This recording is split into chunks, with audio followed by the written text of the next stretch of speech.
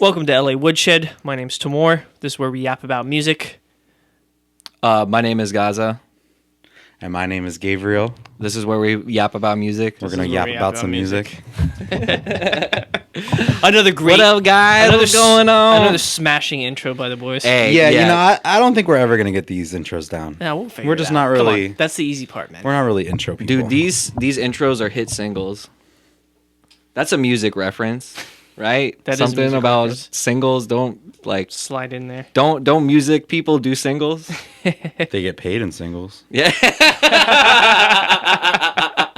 It's 'cause we're poor. And with that, welcome back to LA Woodshed. Oh, shit. I was All right. just negotiating, for a gig in March. And I was like, normally I do, $150 an hour. It's like my standard rate, the standard rate, pretty much around here. I'm like, you're a friend. I've gigged with her, every year she has this conference, she always hires me. And I'm like, cool, I'll do $100 an hour for you. She's like, I can't even do $100 an hour. Oh. All right, well, what do you think a fair price is? She's like, can you do the whole thing for $350? It's 2 days. Oh. How many my. hours a day? One day is Friday 5 to 10, and then Saturday 9 to 5. Yeah. A full day. Oh, Saturday. yeah. Damn. Yeah. And I'm like, I mean, how good of a friend is this? yeah, exactly. Yeah. One that I haven't heard from since last time Oh, we did okay. it. One of those friends. Yes. One of those friends that hits you up out of the blue and is like, hey, man, I know you own a recording studio. Would you mind recording my entire band's album for free? We'll make sure you get credit. That's Yeah, always right. fun. Or Those when are they the want to best pay you an exposure. Dude, half of those credit projects that I've done, I haven't even got the credit for that. They never even released anything. So it's okay, so there goes a project in my life that'll I won't ever have money for or will ever even see Yeah. at least a portfolio credit on, But Nothing. Just time wasted. Yeah. anyway, so I guess today we're doing so this is kind of kicking off a segment of what we're calling deep dives or deep dish personalities. Mm-hmm. Yeah. That is what we're calling it. Yes, deep dish personalities. So today we are going to deep dive on you, Tamur. Oh, shit. We're going to be... Let's dive on him. Don't act surprised. We talked about this before the Both podcast. of you are diving on me? Yeah, we're We're both. it's a We're DP. both gonna go dive on Okay. you. It's a deep I don't DP think deep that- dive. don't think that's what they call it, but Whatever. that's fine. Well, we could do that. Let's keep this G-rated. All right. Well, Let's keep this AB. That's another musicful reference, right? I don't AB. know that one. Anyway. Anyways, you moving on. don't? You don't know what AB means? AB? No, I don't actually know what AB means. What does AB mean? AB means to sections. reference one track to another. Like if you record Oh. something with one good. Are you serious? You guys really don't know what that means? No, I do. I know that now, but that's not what I thought you meant. Oh yeah. I thought yeah. it meant another musical term. No. AB oh yeah. All Anyway. right. Well, cool. Learn something new every day. yeah. So What do you want to know? where'd you get that haircut? First off. My boy hooked me up. Okay, nice. Yeah. Now that's out of the way. So yeah, I mean, That's the your whole usual. gist of it is just to like I said, do a deep dive, kind of give our listener a little background about ourselves and everything, and kind of how we came into music, why we decided to waste our lives on this meaningless pursuit. Yeah. Just things like that. So why don't you start off with maybe just telling us briefly about the main instrument that you play and the main genre that you experiment with or that you Yeah, make music in. For sure. Yeah. I mean, I'm mostly exclusively guitar, electric, acoustic. I can, just like any other guitarist, work my way around a bass. I can hold down a couple of drum beats, and I know the C scale on piano, and that's about it. But Hell yeah. other than that, pretty much guitarist and then vocalist as well. And so my main project right now is Effendi. It's a hard rock band here in LA. Has some psychedelics, a lot of blues influences. And that's pretty much it in terms of projects. I'm kind of single focused on that other than this podcast. Nice. Yeah. Okay, cool. So you said your main instrument is guitar, right? No. Now, do you primarily focus on electric, or do you play acoustic as well, or Mostly, I don't own an acoustic. you don't own an acoustic? I don't own an Interesting. acoustic. Yeah, Maybe our sponsors over at Martin that would and be Co. nice. That would be nice. Can I'm we actually, ship- I have my eye on one. I've never owned an acoustic. That's Really? not true. I had like a $300 one that I ended up giving to one of our cousins. But pretty much electric. I like the power behind it. It serves me well. I have like 5 different ones. For the most part, I was on a Strat for like 8 years, and that was like my only electric guitar. Yeah. And then when COVID hit and they dropped interest rates and they were giving like guitars away for like free for like paying like I don't know if you remember that at all, but like you could go to I Guitar remember. Center and get a guitar for like monthly payments, 0% interest for 5 fucking years. Yep. And so I snatched up like 4 and ended There up you go. paying like $100 a month for like 5 years or something. Less than that actually.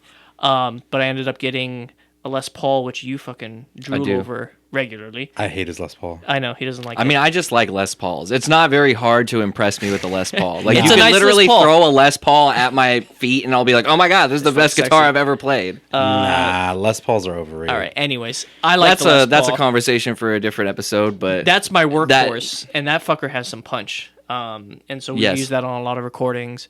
I have a ESP. Is that the guitar name? LTD. My Arrow. yeah, LTD, yeah. Doesn't even know the name of his guitar. That one's sick. I don't use that one as much. But That's the V looking that's one. the right? V looking one, and I use that on some of the more thrashier, heavier songs. Then I have a Tele, which is nice also for like leads and cleans, and then I have an Ibanez, fucking hollow body. So yeah, that's my gear. Nice, Yeah. nice. Is your Ibanez a art core? I don't know. I bought it off a guy.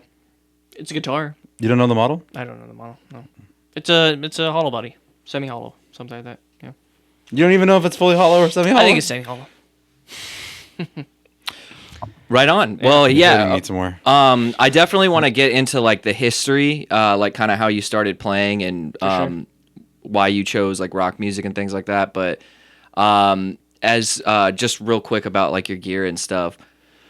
So do you have like out of these guitars, is there one that like you have a specific like emotional attachment to, or like one that you find yourself playing primarily or like writing most of your music on? Like, Yeah, dude, it's funny you say that. Because, you like, said your Les Paul was your workhorse. Does that mean that like you do most of your writing yeah, on that? Yeah. Oh no, not most of my writing. Okay, so you lied. Just kidding. No, please tell us, please. No, so the reason I say that the Les Paul is the workhorse is because I can get the most tones out of it, because it has the split coils and shit. That's right. Yeah. So when I play live, I can get single coil for some of the more bluesier songs and get some of that twang, or I can keep them unpopped and then you get the Les Paul sound. My Stratocaster was my very first guitar, and that's kind of it was my first guitar. I had an X buy it for me, and that was like the guitar I owned for like 8 years, and Yeah. and that was what I played exclusively. So my hand like molded to the fucking frame. You just know it in and It's just out. it's like it feels the most comfortable for me. So I write all my music on the Strat.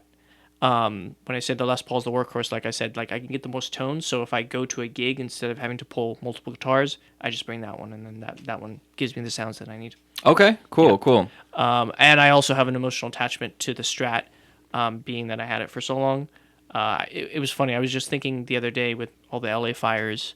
I was like, if there's one thing I'd bring, except it's bulky, it would be that Strat guitar. There's nothing I own in the house otherwise that I'd be like, that's the one thing to grab. You know what I mean? Yeah, But it would be that. I think a lot of musicians thought that over the last, because at the time of this recording, the LA Fires, well, we just had a new one pop up by Castaic, but the LA Fires have, Like 2 weeks ago. yeah, But about we 2 also weeks got rain ago. like the last 2-3 days. Thank Yeah, God. yeah, for thank real. God. 2 weeks Yeah. late, but whatever. Yeah, yeah. But yeah, I think a lot of musicians have been thinking like, what would I grab in this scenario? I was personally thinking like what I would grab, and I would probably grab my first guitar as well, my Jackson, which I still play and is also still like my main writing guitar. Over your dime bag? It's a hard one. Huh? It's a real hard one, yeah. But if we're talking about like Emotional emotional, attachment. you know Yeah, what yeah, I yeah. mean? And like also utilitarian, I play that guitar the most, and it is like my first guitar, The Dimebag one is also very it would be Yeah. a tough choice. But the second guitar that I would grab is not even a guitar. It's like an actual record. So, Oh, okay. yeah. Gotcha. Well, cool, man. So yeah, like I said, I wanted to get into the history of Tamur and Cool. his music. Yeah. So, I don't know, just start from the very beginning, right? Where were like, you born? yes. At what time? I was born here in LA, but I grew up in the Middle East. So I grew up in Egypt till I was like 4 or 5, and then moved to Saudi Arabia. So pretty fucking weird musical background in that there wasn't much of one. For sure, For yeah. a couple reasons. One is that when I was growing up in Saudi Arabia, I don't know if I mentioned this on the last pod. I know I've told you guys, but during that time, music was quite literally like illegal, like records In Saudi? in Saudi Arabia. Yeah, like there were no record stores.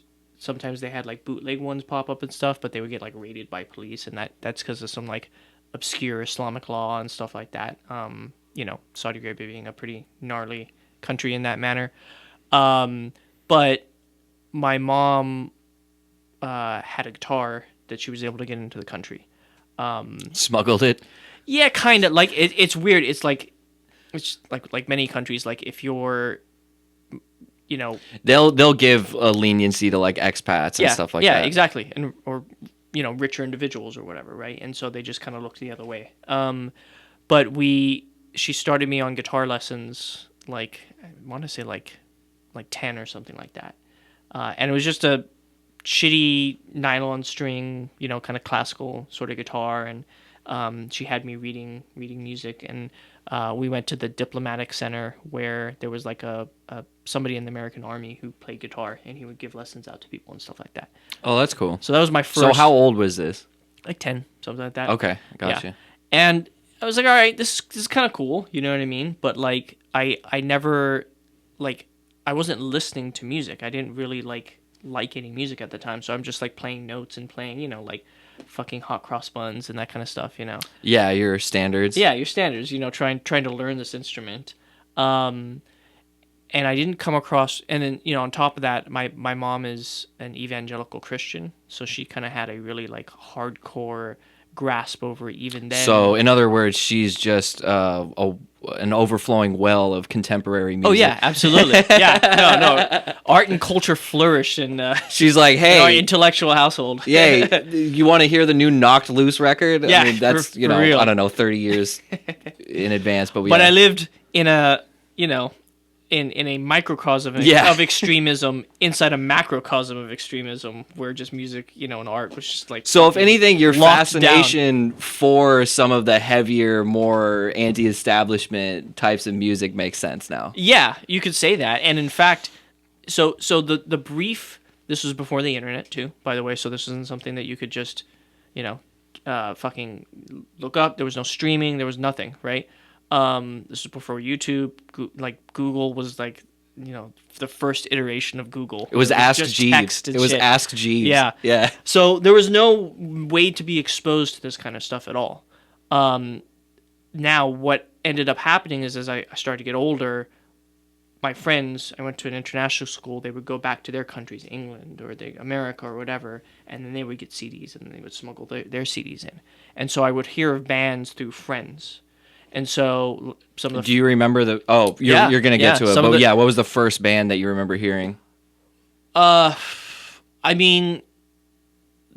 the first, funny enough, the first heavy band that I was like allowed to listen to was Creed. We joked about that. Oh, okay, yeah. Because was your mom cool with that? She was cool with that. Okay, because so they she flew was cool. under the guise of a Christian. I have a friend band. who grew up in a very evangelical household, no TV, none of that, Yeah. But his parents did not let him listen to Creed because they said it was influenced by secular ideals. Yeah, my you mom know? was right on the border of that, where she's Okay. like, well, they're not really like saying Jesus. She's like, they might be going to purgatory. Yeah, all right? exactly, basically. They might not go to hell. They'll just go to purgatory. But that was the first time I was like, oh, I like the timbre of heavy music. I like distorted guitars. I like that, like the vibe, the energy. yeah, for sure. To whatever extent Creed was heavy music, you know what I mean? I mean, there's some moments. Yeah. Yeah. So that was like the first foray into heavy music. But then I had friends who were like into like real heavy. I was introduced to Slipknot like when I was fucking like In Saudi? In Saudi. Oh, okay. A friend introduced me to Slipknot. I'm like, Jesus Christ, what the fuck is Yeah, this, yeah. dude? Rage Against the Machine. I got a Rage Against the Machine album for my birthday, Okay. which my mom found. Do you remember which one? Yeah, Battle for Los Angeles. Nice. Fucking amazing. I just crushed that fucking CD. My mom found it like 3 months later and got rid of it, which fucking sucked. Of course. But Yep. that's rock and roll anyways. That's yeah, exactly. Yeah. Getting 3 CDs thrown out, Yeah. My mom was pretty. My mom is also a Christian. Well, for the people who don't know, Tamur and I are cousins and have very similar kind of backgrounds. We're like mulattoes. yeah, exactly. Yeah. Mutt is the other word. Half white, half Pakistani. Yeah, exactly. And his mom is a Christian. My mom is a Christian. His dad is a Muslim. My dad is a Muslim. So we kind of have like a similar background in that regard. But I was gonna say my mom was. I don't think she was as extreme, but there are multiple examples of my mom finding music and like throwing it out, like getting rid of it. You know Yeah. what I mean? Like. We can get to that a little at a later date, but yes, Yeah. I know that feeling and that moment of just watching your like it was like them finding your porn. You know what I mean? It's just like It oh my wasn't god, that bad, but well you know what I'm saying. It's just like oh god, like oh my stash. You know what I Yeah. mean? yeah, man. It was worse than finding my porn, man. That was my music. Like, take my porn. Yeah, exactly. Take the porn, leave the CDs. Yeah, I mean, so like honestly, like it was just a couple of these like filtrations of music that was able to get through. I mean, a couple others were like Blink 182. Yep. Standard shit of the 90s. What year was this? This was between. I mean, I was there until 2003. So Okay. So All between right. 95 and 2003 was Okay. when I was in middle school and stuff. But So were you living in the Middle East when 9/11 happened? I was, yeah. How was that like over there as an American? Like, do you remember that day? I Like, do. Oh yeah. It was nighttime, and my mom called me into the living room, and she's like, "Fucking." Well, we're never there's going some- back. there's some shit going on, Yeah, man. It was weird, and then they shut down the schools for like 2 days after because they were afraid that I don't know there's gonna be some retaliatory shit or anything, which is common over there. We went to an American school, and then that was it. But it's what ended up happening afterwards that was fucking crazy because that U.S. invaded Afghanistan, U.S. invaded Iraq, and this is a whole nother story, from later on down the road. But that's when like shit in Saudi Arabia started to get like heated, and then that's when the bombing that I told you guys previously happened afterwards. So yeah, post 9/11 in the Middle East. Post 9/11 blues. It's fun. Yeah, that's a good song idea. So actually,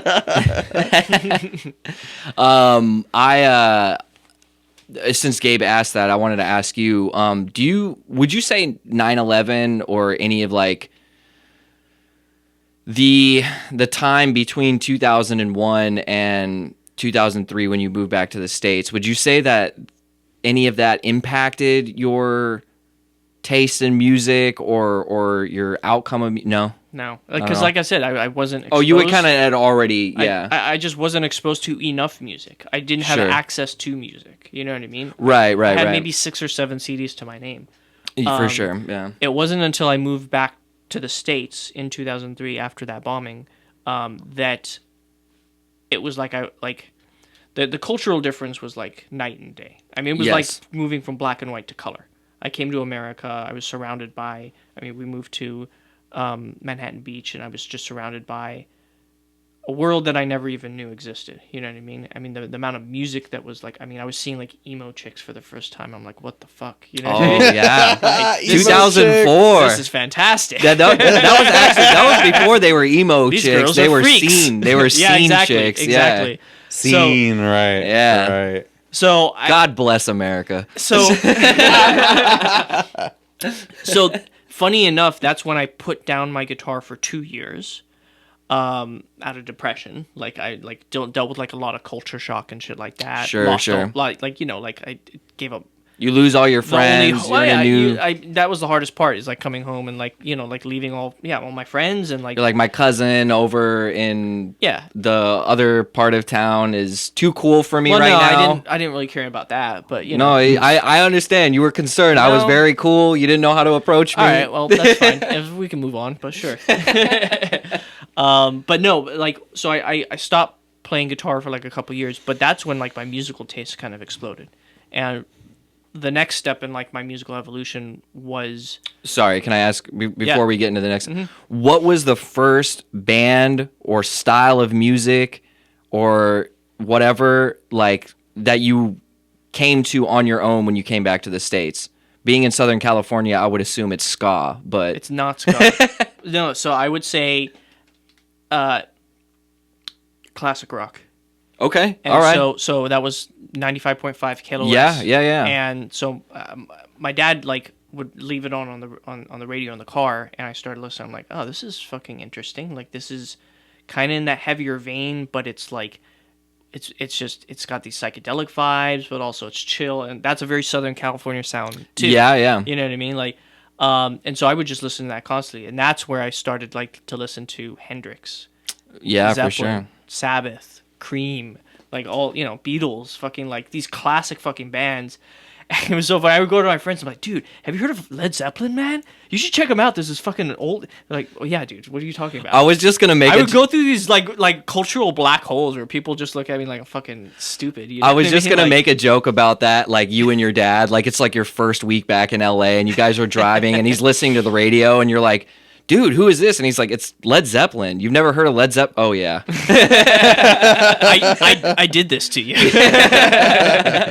Yeah, no. So that's where I was like, that was my cultural foundation for like Yeah. rock and roll music. And so I like just devoured that for like 2-3 years, and then went through a dark period in college where just a little too much of this and a little too much of this. And like, for those who fucking- can't see, he's putting his index and thumb finger together and doing a back and forth motion as if he is ingesting marijuana. Yeah, smoking a lot of weed, drinking a lot, other things too, and ended up going through a dark period where I ended up getting caught for, back then this was when weed was legal, more than the required amount of marijuana that you were allowed to have on you, and got threatened with fucking, I think it was like 6 months of jail time and a felony. Jeez, Crazy shit.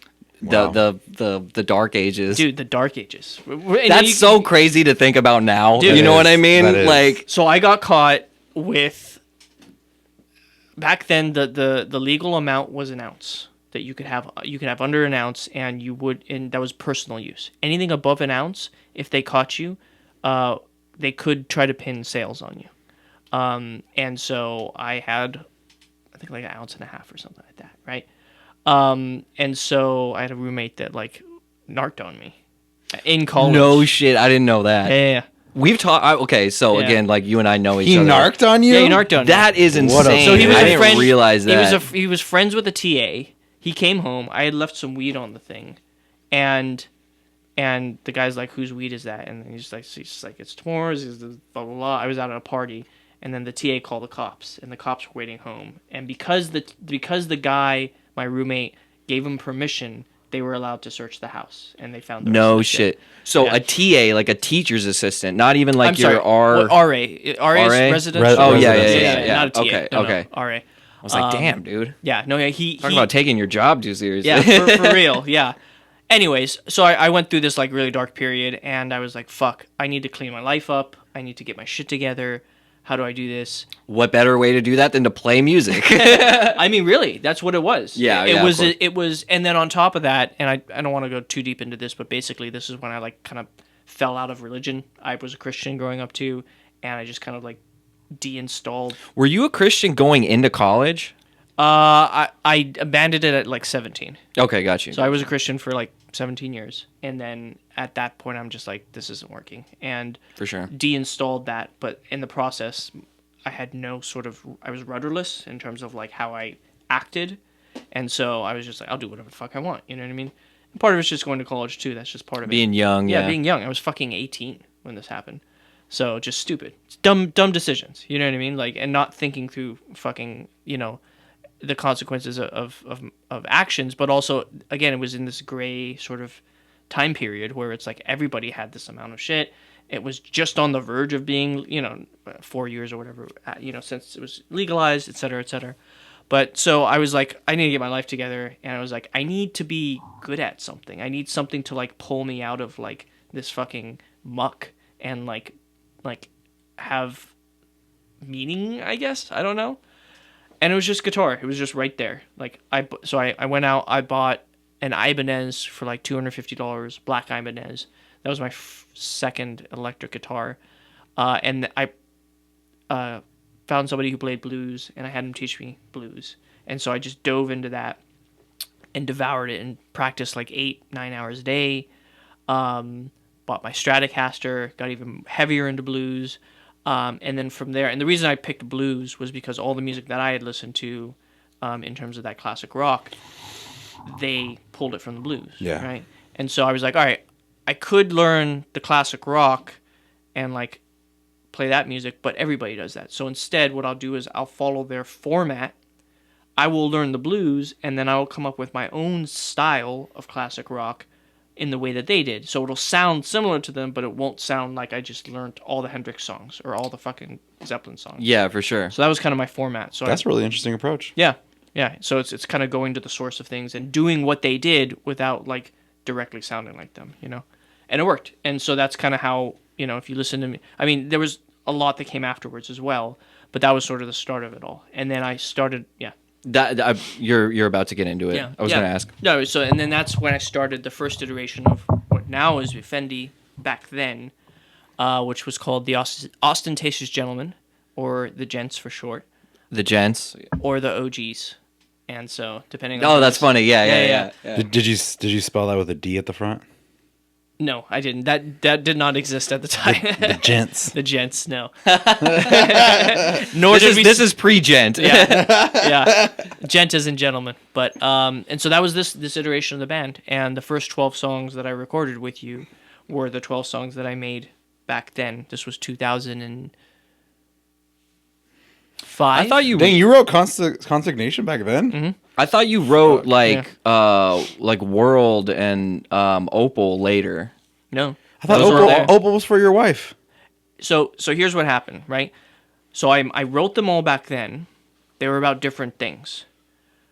When I came here now, I'm like, all right, I'm 36. I can't, like, for instance. Okay, wait. I think this is a good part to tell everyone that you ended up going back to Saudi Arabia. Correct. Yes. And then when you came back after that second time, that's when you formed Effendi and started Correct. recording the music. So in a macro sense, what ended up happening was the first band lasted 4 years, and we can go into detail after, but like first band lasted 4 years.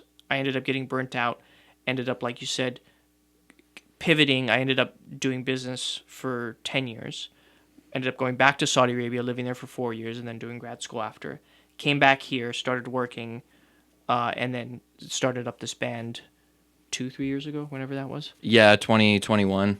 Yeah, something like that, yeah. Is when I first decided to get the idea to Or launch it up. 22, I think. I think 22 is when we started like really recording. Yeah, I think I started yeah. talking and like looking around for people in 2021. Yeah. But to answer your one of your questions, so I wrote that material, but I wrote it when I was like 22 years old. So a lot of the lyrics were cheesy, or like some of the lyrics like an old singer wrote for like one or two of the songs. So when I redug it up, I'm like, all right, I'm 36. I have better shit to say. Let me at least rewrite the lyrics and improve a little bit on some of the music, maybe. Yeah. So some of the structures were changed Yeah. around. Like you did, like Yeah, put your modern correct. Yeah. adult self onto these Exactly. songs. Yeah. So I reworked it, I guess. But the lyrics were all kind of, for the most part, rewritten. I would say like 90% of it was rewritten. But all the music was written back at the time. Yeah, for sure. So yeah, that was Had you recorded those back then? So no. you just had all 12 of those songs just I had memorized? no, like notes apps and fucking back then. So to provide some context, this was before the era of this. Home studios, the ability to have software that me and you could work at a reasonable price. This did not exist back in the day. You had that was the era of, it was like interesting because it was post the golden age of like record labels and stuff like that, where they would pay you good money and you could do this and you could sit down and like go and access this. That was dying because Napster. yes, exactly. This was Napster. YouTube was just starting to go on the run. Nobody bought fucking music CDs anymore. But it was before the golden age of streaming and accessibility for like your average musicians nowadays.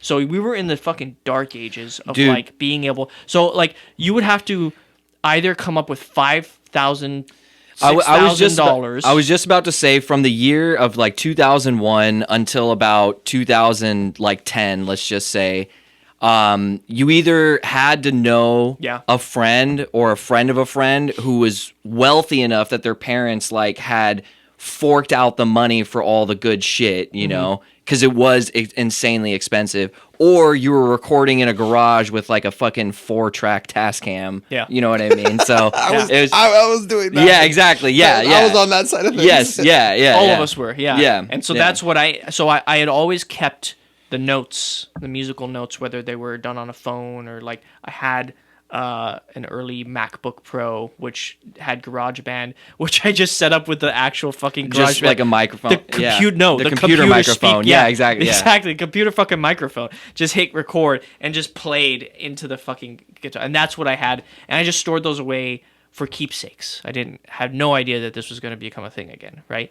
And so when this happened, and I met Brad, who is one of our bassists, and I don't think you were there.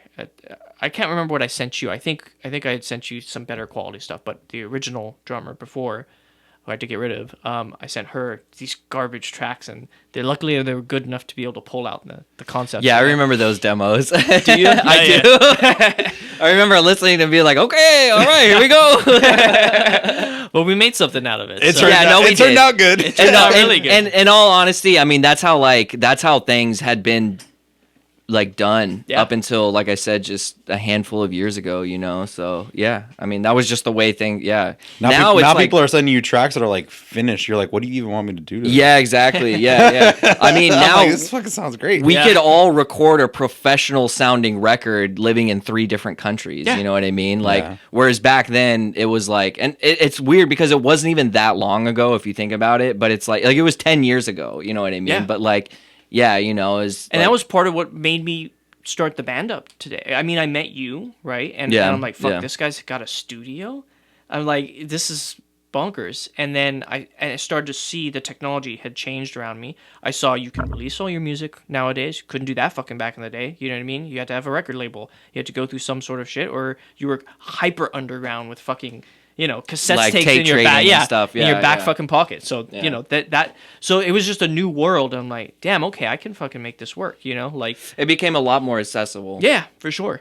Also means there's a lot more garbage out there nowadays, but that's I fine. mean, there's always been garbage. There's always been garbage. That's true, yeah. So that was sort of like the transition. So I played in the Ostentatious Gentleman for 4 years, and we just fucking were bar crawlers, and it was just all live music, which I liked that because we were that's why our live show's so fucking tight. You know what I mean? Because it's just like that is my key operating procedure is like fucking live. I know how to play live. I know how to grab people in. I know how to put on a show live. I And feel there's like that energy in there. You know what I mean? I feel like your live is like almost too structured. Like you're too good at it. You're too structured. And when we have because like your solos are dialed. Like your solos are like the same every time and everything. You know what I mean? Yeah. And when we have rehearsal, I'll be like, dude, like improvise. Yeah. Like make something up. Like No, do, I- do You it know, there's differently. different schools of thought on that, you Yeah. know, because there's been guitar players who have said like they don't want to play the same thing every time. You know, they're like, no, physically it's like this can't. is my chance to kind of like jam and explore and everything. Another guitar player, one of my favorite guitar players, always said that like when people come to pay see me, they come to see. They pay to see what was recorded on the record, so he plays the same solo, you know, more or less every single time. But it's you like, know? what do they want, a jukebox? Like, you know Well, what I so mean? here's the thing. I- So you know. I generally lean more actually towards you. The reason I haven't been doing that is because we've been onboarding a new bassist, and I want him to get locked into what the classic songs are. Eventually, what I will be doing is creating variations. Sorry, my bad. Variations on a set. So, for instance, we can elongate a song like "World" or something like that, or we can fit two songs into one or something. You know, like Tool does this a lot, where their fucking sets are just, you know, like experiences and stuff like that.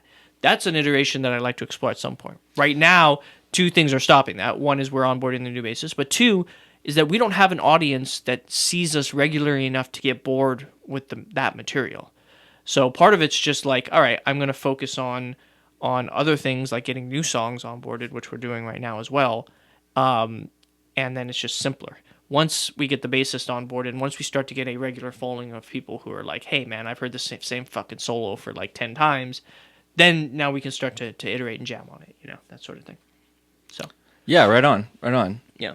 Yeah, and I think with live shows, it's like there's always like room for experimenting. You know what I mean? Like I think that's one of the cool things about live shows is that you can do whatever you want with them. You know, you can make them sound exactly how they do on the record, which I think is it takes a certain level of skill and talent to do that.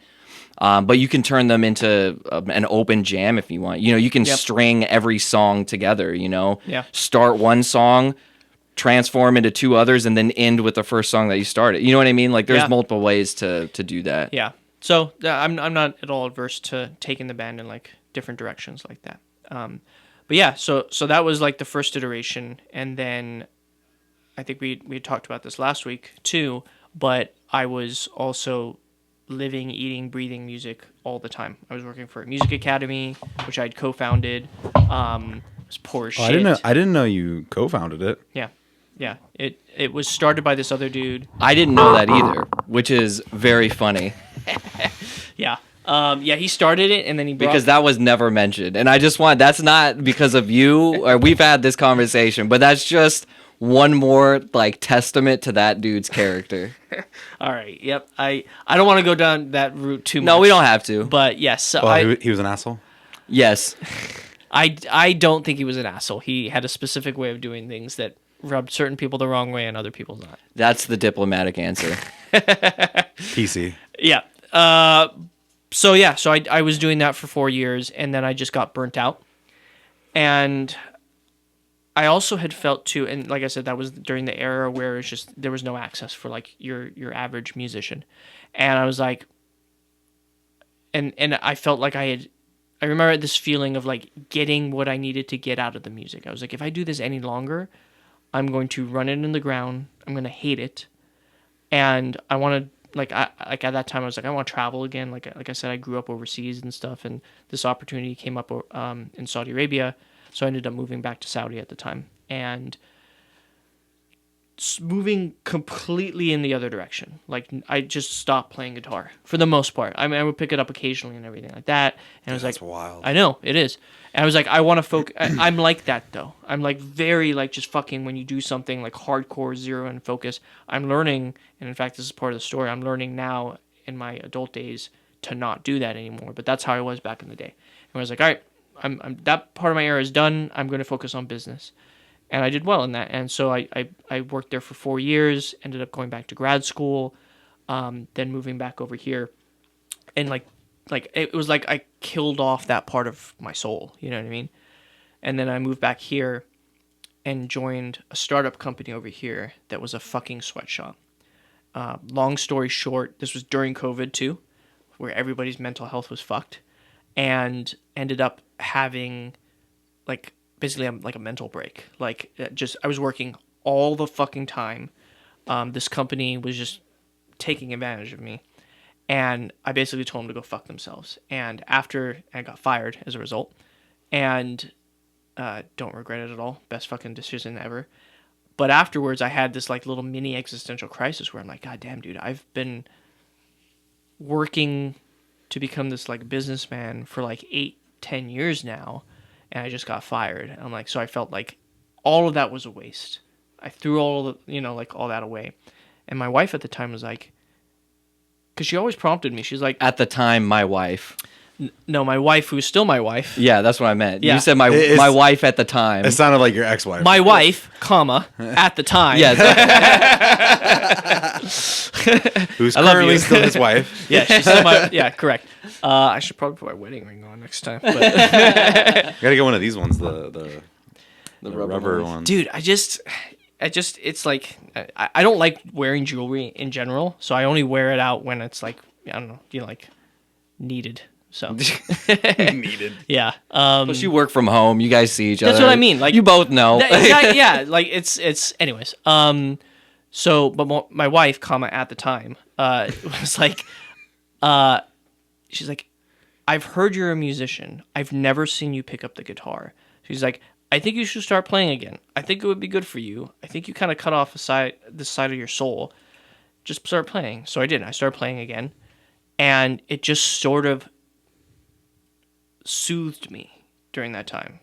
And I was like, damn, like Esther started pulling out the old songs. I'm like, damn, I got in contact with one of my old bassists at the time. We started jamming the songs. I'm like, damn, these songs are fucking sick, dude. I was like, I wish I could re-record them. That was always one of my regrets, because I didn't have money at the time. I was like, so I ended up getting another job, and I was like, all right, I have money now. Why don't I just at least get these on a fucking recording, and then I have something to my name that will live on. You know what I mean? And I did that. Found Brad. You gotta tell me the story how you met Brad. So It was through an ad, right? the originally was a drummer. So I met the drummer before you. She was cool, but she was deaf for playing for like 25 years, which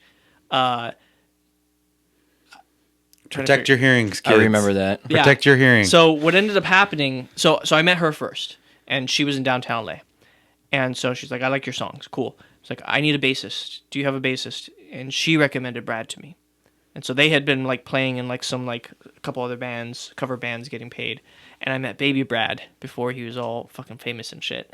I know. and he was cool, and he was killer. And so we practiced all the songs with her, brought her into the studio to record these 12 songs in a insane, like, what did we schedule? 2 days, I think it was, to like get it. Yeah, 2 days for 12 songs. That's what you did for me. Yes. Yeah, it was. Yes, It was. but which was gnarly. But so what happened was she gets in there, she records like 3 of the songs. Omar comes up to me. Gaza comes up to me. He's like, "Yo, man, we need to talk, bro." I'm like, "What? What's wrong?" He's like, "She sounds terrible." I'm like, "What do you mean?" She's like, "She's off the grid. She can't hear." Like, what are you talking about? What ended up happening, because she was fine during practices. What ended up happening, like Beethoven. I don't know if you ever heard those stories of Beethoven, because he was going deaf in his later year. So he would like put his arm on the piano to feel the notes. She would feel the bass, which was one of the reasons why she was like, "I need Brad to be in the studio when it happened." Brad got COVID. He couldn't be in the studio when it happened, so she had to play with the metronome. She couldn't hear the metronome. Yeah, I remember I had to keep turning up the click track, and It was the loudest. it got to a point where the bleed was so bad. It was going into so the bad mic. that when like Through her headphones? Yeah. yes. That Holy like shit. had Tamur been like, "No, this is the drummer, I'm not doing anything else," the drum edits would have been so bad, because I would have like had to cut like so the cymbals would have noise- just gone dead. You know noise what I mean? gate the yeah, fuck out of exactly. everything. Yeah. Oh It was my it was God. it was pretty. So he gnarly. came up to me and was like, "Yo, this is unusable, dude." And I was, so first of all, I've been working with them for 3 months now. So all of that work, all that money training her was down the drain. I felt bad. It's not her fault, but that's literally like being an athlete with a broken leg. If you can't hear, I'm sorry, it's time to hang up the fucking, the fucking Yeah, I headphones, mean, you dog, said it like, earlier. That's why it's so important to wear earplugs. Like, 100%. that is not a flex if you go No. into a show without earplugs. Who cares Like, if you look fucking stupid, dude? it doesn't even if look you don't- stupid. It doesn't. Like, everyone wears earbuds now. Back in the day, people would like. No, people would. People Yeah, would yeah, shit yeah. on you. You know what I mean? Yeah. Like, what are you doing? But now, dude, I never ever step into a room like this without earplugs. What'd you say? Although my hearing is actually starting to not be as good. I don't know, it's not going, but it's not as good as it once was. Well, you're My wife tells me that all the time. I don't know if it's true or not. yeah, that's bullshit. You're born with all of the cilia, which are the cilia, the little hearing hairs. in Hairs, your- you're born with all of the cilia you will ever have, Damn. and from then on, you're only losing. I didn't your know hearing. that. You never regenerate. So it's like eggs. yeah, like women's. Yeah. Yeah. Yeah, women's eggs. Yeah. Yes. All right, what were we talking about before? Me, Oh, Brad, the drummer. the drummer. Yeah, All right. yeah. So now we're kind of at the last last section phase. here. Yeah, Yeah, yeah. phase. So I had to fire her. I felt really bad, but I was like, dude, I'm sorry. You can like, and then now we're fucked. So now we're like, all right, the person I've been working with for fucking 3 months is gone. I have this bassist, so I was like, I reached out to the bassist. I'm like, dude, help me, find me another drummer. And so that's when he hooked me up called with me. you. And I walk up to him like, all right, you have to learn 12 songs in A month. a month, because you had gotten the recording thing, which you didn't have at the time, and you're like, yo, I need to use this like ASAP because you rented it. Oh that yeah, thing, I had right? rented a board. He rented for a board, that project. so he didn't have yeah. a board at the time. So Yeah. he's like, I rented a board. If we're gonna do this, you have to do this. You gave me like a couple weeks or something like that. So that's why I came to you. I'm like, I need you to learn this in 3 weeks. Can you do I it? didn't know that. You didn't have the X-Ray-2 at the time? No, No, this he is bought it before after. I bought it. He Yeah. liked it. He liked it, and he was like, "Oh, I'm gonna buy this." He needed one at the time, so he rented that, and so I dropped the challenge on this fucker's plate. I'm like, I need you to learn 12 songs. You're going to record 6 songs a day over 2 days, over 10 hours, 12 hours, 8 they were- hours. Can't may- be 8 they- hours. That's not enough time. They may have been. I think there was. They were 8 8 hours. They They were were 8 because hours I don't do 10 hours. I mean, Yeah. I only do blocks of 4. But at the time, you were bending rules because of this project. But Oh, maybe, right? yeah. Like, I yeah. feel like It was definitely all day, and was I all remember. day. I remember I still played my church gig on the second day. oh, dude, That- That's I was right, yeah, so yeah, yeah. cooked at the end of that Dude. weekend. Like I remember, I didn't have work on Monday or Tuesday. Like I was. Yeah, you put in work on that You weekend. did. That was Yeah, a yeah. crazy amount of work. and yeah. not just that, you. I mean, did my it- job is easy, dude. I just sit there and hit record. You know, I'm like, whatever, dude. Not just that, you did it with 2 practices. Yeah. I met this guy twice before he jumped in the fucking studio. Yeah. So that is a testament to, if you are professional musicians out there and you ever do studio work. I mean, that's an extreme case, right? But he wanted the fucking work, and he's just like, all right, I'll learn this shit. And he had the skills and the professionalism and the technical ability I to wrote do that. you wrote know what I mean? notes. Yeah, I wrote remember that too. hella notes. Yeah. I remember I spent like I spent a good like 2 hours just listening to the recordings you sent me and writing out fucking notes. Yeah. And then playing to them, and then then we had our rehearsals, and Brad was I had at that point I had been playing with Brad a lot. Brad and I were like really tight. Yeah. So I was very comfortable like with him being on bass, and like us, we had like our little lingo communication, Yeah. nonverbal communication down. So he could really help me out. And Yeah. that was Yeah, and that one we recorded. Brad was in the room. Yeah, we recorded bass and drums at the same time. Yeah. Yeah. Oh, I forgot about that. Yeah. That's true. That's Yeah. why Brad was in the room with me. That's which was right. nice. Yeah, no, that worked out good, and I like that. It gave it a much more of a live sort of like feel to like the ultimate end versus when we recorded these last 4 songs, and, like layered it. It sounds more, but it sounds. The one thing I do regret about that album is that I don't think like I wish I had more takes. I wish I had more time. Like Yeah. I wish Yeah. that That's there's definitely like, or I wish I was like fresher because I can tell what songs I was tired. Like by the end of Sunday, But that's you being an artist. I was fucking exhausted. Well, and and- I was just didn't have it in me to like Yeah. really like even that one thing I just couldn't get. It was like some double kick thing But- that I was trying to do or whatever, and I just could not play it. Yeah, it was Plaza, I think. Yeah, I think like, there- I think I could do that now. Like I think yeah. I could have done that if I was like fresh or like if I, you know what I mean. Like I think I could do that. That's why it's like it's always like I mean 8-hour days are good, right? I think you can do a lot of good work in 8-hour days, but like I feel like when you focus on one thing, right? So and I'm not talking about like 8 hours trying to cram in, 6 to 7 songs cuz I think on one of those days we did do like 7 songs or whatever, and then the other day we did, I don't know. What it was like some kind of mix like that. But Yeah. But yeah, I mean that's another reason why like after that session, I was like I'm never doing a session like this ever again. And it's not because like we're in the studio for a long time, because every time I'm doing a session, unless I'm doing like a hip hop you're doing that session, for that long. I'm always doing 8 or 10 hour sessions. You know what I mean? But it's the pressure of having to do 6 songs in 8 hours, especially with limited rehearsals and things like that. It's unfair to the artist, Yes. But it was necessary for that Yes, moment, yes. And It- everything you're saying is correct, but I look back on that with such fondness because we had our backs against the wall, we had no other options, and we fucking nailed it, in my opinion. I appreciate you opinion. giving me credit for that, because I All of us. okay, yeah, thanks, man. Yeah. Thanks for including me. Dude, you're the fucking guy who recorded it. You stepped up. You fucking stepped up. Yeah, it worked out. So You sat down. I did set that. But yeah, so that was our first 12 album recording. We are Streaming now. we are now in fact in 2 days.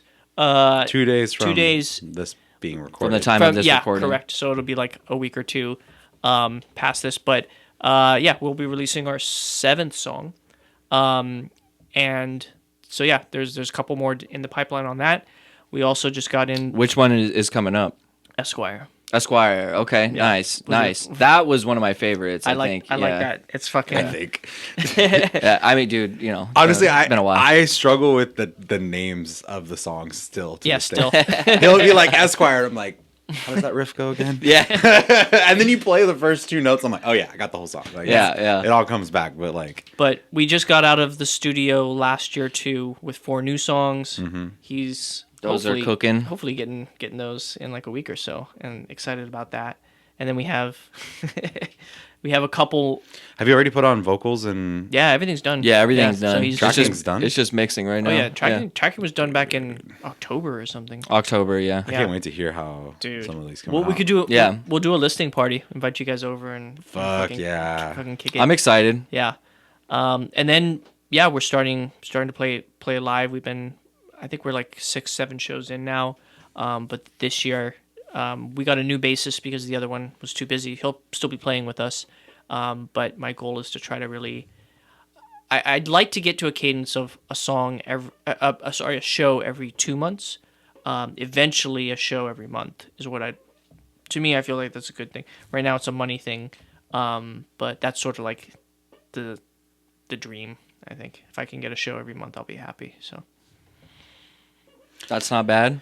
I am honestly like I'm very excited about the new songs we've been recording because Yeah. I just feel like now we're way more established in our relationship and like our friendship and everything and You were like, also more involved on these songs. yeah from, way like, more the get-go. involved and we did like 2 a day. We did, you know what I mean? We had like Yes, a 4 yeah, hour we session. did, And we did like 2 a day. It Yeah. was so like Yeah. chilled and relaxed and like and those will be the first 4 songs that I wrote outside of The Ostentatious Gentleman. Those are quote unquote new. Like I wrote those over the last year and a half, something like that.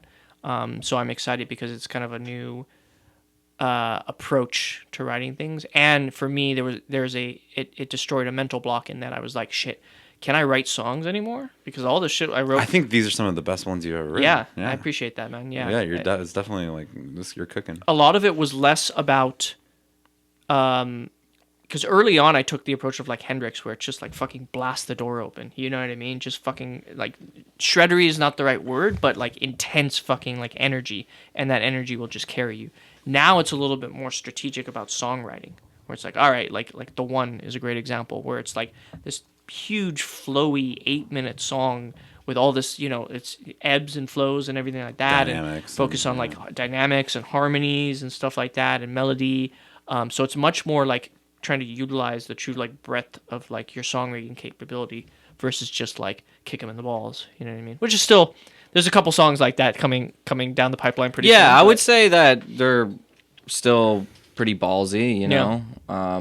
There's one soft melodic song on there, and then the rest are pretty, Still hard, yeah. still edgy. It's always going to be 75-25 for me. Like Yeah. 75% harder music, and then 25% some of the more subtle, Yeah, which goes back to the classic rock era. If you look at like fucking like there was always a power ballad Hendrix, and all that kind of stuff. It was same ratio. So you have you still have a few songs from the old or the previous album to release. Yeah. And you're just doing singles, right? Correct. Yeah. Are you ever going to Yes. compile these? Mm-hmm. Yep. Yeah. I read a book called, I forget the name of the book, but it's by Jesse Cannon, who, if you're an aspiring musician and you want to understand how to structure strategically your setup for the modern era, read that book. He's fantastic. And he describes it as like the waterfall method, where previously people would cram those 12 songs into an album and they would release the album. That had to do with more of the commercialization prospect of how things were sold back in the day. You would sell albums, you would sell CDs, you would sell units of something, right? Now with streaming, it's sold based off of like time and content and like One track at a time. One track at a time, because that's your lead thing, and then you promote it, you talk about it, you book shows around it, you make content around it, etc. So that it's sort of flipped on its head. So now you kind of want to drag it out a little bit and have your supporting content or whatever you're doing underneath it, or your live shows and blah blah blah, so that you don't just blow through your material, right? So he recommends, if you're like doing this full time to release a song every 2 months, that's too much for me. I'll burn through my material. So I'm looking at more like 4 months. So that's 3 songs a year. So So how many more? So 2 more songs this year? 2 more songs this year, yeah. And so that means I have right now, including the 4 songs you'll be delivering. That about seems too 3. slow. But- How many more songs you got left on the first album? So this one will be 7. So 4 from the last So it'll one. be 5 Or 5 from more the from last this. one. Yeah, so 5 from this album, So and if you then the 4. do every 2 months, that'll take us to the end of the year with those songs. Exactly, yeah. And then we'll have 4 more songs ready to go. Plus, we'll record more this year. Yeah, but there's also there's other things too. One is that, again, the promotion and the content and the time. I don't have the time to properly. So you're just throwing them out into the ether at that point, right? Again, you want some sort of marketing impact behind this. You want the content. You want the pod to be able to sort of support that, and kind of grow your audience with that. There's Also no finding hurry, people to kind of like you and I have talked about this, but like also finding communities to kind of ingratiate yourself Yep. in, like whether it be like local like blogs or IG accounts or anything like that. That's a lot of the work that people don't see that goes on behind that is the important stuff. You know what I mean? It's the boring stuff. It's not the musical stuff. I wish I could just be in a studio and just make fucking music all day. But if you ever want to get some sort of traction, that's the sort of community building. And once you run out of material, all of that, you have to put that on pause, and you stop the fucking sluice. So Ugh, that's when you actually have to make music. yeah, but that's what I'm saying. But Who like, got into music for that? no, but I'm saying No, I'm just kidding. You keep making music, but I'm saying you have a backlog. So and then there's also and this is getting into the sort of life component of things, right? I don't want to burn myself out having to like keep up with a 2 month thing. That's just my own personal cadence. You know what I mean? Like I like the sort of this is the sort of like time balance that I can attribute having a fucking day job to be able to like also like do that underlying promotion. If that squeezes down to 2 months, it's too hectic for me. Like it's and then I'll burn out again, right?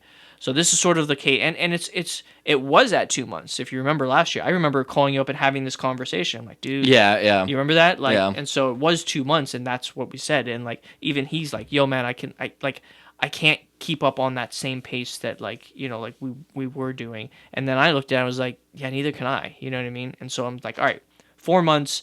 I have 3 years of material. If something happens, like last year, we had deaths in the family, like 3 in a row. Like that took out 4 months of time of my life, like, so it's like things like that where it's like it gives you time to like roll with the blows of life as well. So this is the sort of thing where it's like, when I'm in your mid 30s and I having been through these different sort of variations before, I'm building a lifestyle in some ways more than it is just, throwing things out there and just seeing what sticks. You know what I mean? I'm building sort of like, all right, if I want to do this for a long term, because this is one of the beautiful things about music is that you can do it any way you want to. It's based off of you as an artist and a person. And so I'm like, all right, if I want, my goal is to sort of live and die an artist in the long run. You know what I mean? Rather than just like try to like, become famous or like make some sort of like small impact when you're younger. It's like, no, ideally what I'd like to do is just continue to do this throughout my whole life. And then by the time I die, all the people who've been listening to me over that journey, they'll get something. I don't know what that is, and I don't know what type of impact that's going to make, but it's something. You know what I mean? Yeah, for sure. Absolutely. No, man, that sounds good. And as long as you just keep putting them out, and at the end of the day, I think I said this last episode, as long as you're ultimately just doing it because it makes you feel good, right? Yeah. And it sounds like everything that you've said to us on this podcast. How are we doing on time, by the way? We're there. We're there. We're there? Okay. Well, that was All a good Yeah, stopping yeah. point, I We'll think. wrap it up. But I think as long as you're doing it because it makes you feel good, it sounds like music has really helped you overcome some things in your life. I mean, Yeah. everything from No, it's been wild college days to It's been a crazy- global conflicts that you know what I mean. So it's been a crazy journey, man. And I'm fortunate to be able to do that. I tell everyone around me all the time, this is something that a lot of people would, give a lot up to be able to do. So I'm absolutely, very man. fortunate, and everybody who listens. So yeah, and if you're interested, check out the band. Our socials are at Effendi Band, and you can check out our website, effendiband.com. All right. Well, yeah, that's it. I like these outros, man. These game outros, they need to stay. All right, thanks all. Later. All right, later.